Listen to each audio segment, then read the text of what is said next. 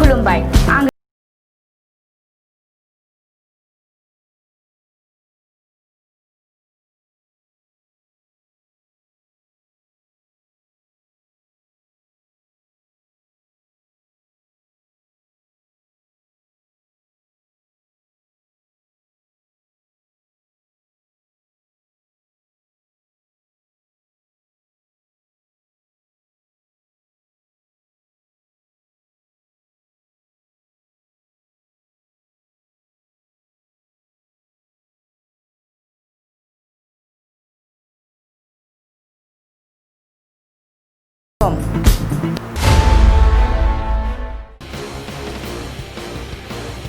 खुलुमबाय दिनैनि रादाबखौ फरायदों आं मिथिंगा बसुमतारी। दिनैनि गाहाय रादाबफोराव दङ।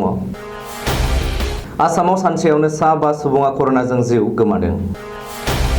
कार्बि आंलंआव सा 8 फलान हमजादों। एबिएमसुनि हारिमु नेहाथारिया इउपिपिएल दोलोआव हाबबाय। बिजनियाव गुबुन गुबुन दोलोनिफ्राय 1000सो बिपिएफआव हाबफैदों। दानिया आबुं रादाब। आसामाव गिख्रंथाव कर'ना भाइरासजों आरोबाव सा 5 सुबुंनि जिउ गोमाबाय। बेजों लोगोसे दासिम आसामाव कर'नाजों जिउ गोमानाय सुबुंनि अनजिमाया सा 21 सिम बांबाय।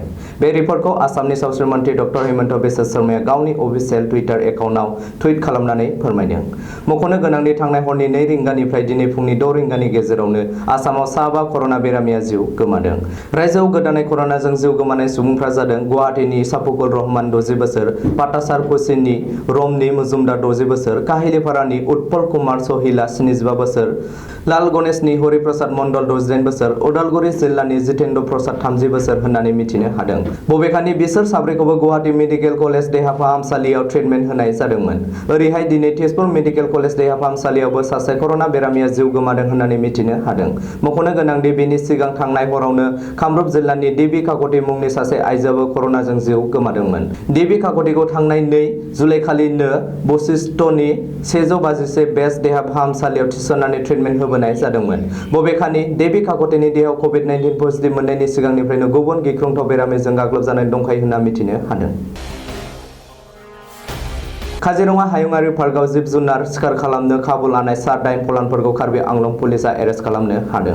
हमजानाय फलानफोरखौ इफ्तारुल इस्लाम, आब्दुल खालेक, जेरसं तेरान, कृष्ण भुमिज, अमर तेरान, बिजय तेरान, उत्तम सिंनार आरो केनपलं तेरां होननानै सिनायथिनो हादों। सुलुङाव मिथिनो मोननाय बायदिब्ला काजिरङा हायुङारि हाग्रामानि बांसिन बाहागोआनो दैबानाजों लोमसावनायनि थाखाय हाग्रानि जिब-जुनारफोरा रैखाथि गोनां जायगा नागिरनानै कार्बि आंलं हाजोआव दावखोदोंमोन। ओरैहाय काजिरङानि जिब-जुनारफोरा कार्बि हाजोआव थाहैनायनि खाबु लाना फलानफोरा सिखार खालामनो नाजादोंमोन। नाथाय बे खौरांखौ स्रोद सुलुंनिफ्राय मोननायनि उनावनो कार्बि आंलंनि रंमं वे थानानि अ.सि. मनजुवाल गगैनि दैदेननायाव थांनाय 2 जुलाइनिफ्रायनो संदाननाया सोलिगासिनो दंमोन। बबेखानि फलानफोरजों लोगोसे गंब्रै राइफल आरो माखासे गोग्गो गुलिफोरखौ पुलिसआ बोखांनो हादों होननानैबो मिथिनो हादों।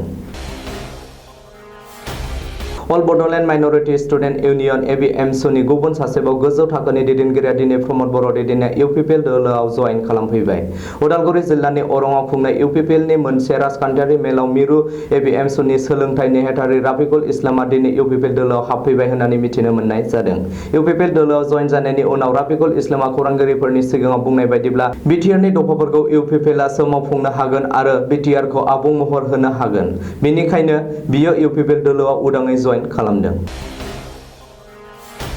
लकडाउननि समावबो चिरां जिल्लानि बिजनीनि बेन्दोंआव थानाय सुबाइजार माना सेरफां आरो थुरिबारि बियाबाव आसामनि मन्त्रि चन्दन ब्रह्म, एमपि बिश्वजित दैमारी आरो बिजनीनि एमएलए कमलसिं नार्जारिमोननि नुजाथिनायाव गुबुन गुबुन दोलोनिफ्राय 1000निबो बांसिन सोद्रोमाफोरा बिपिएफआव हाबफैदों।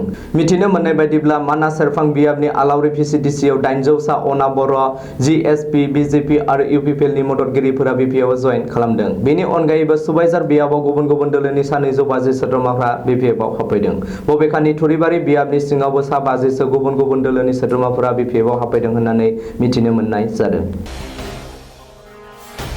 दिनैनि रादाबा एसेनोसै। गोजोन्थों।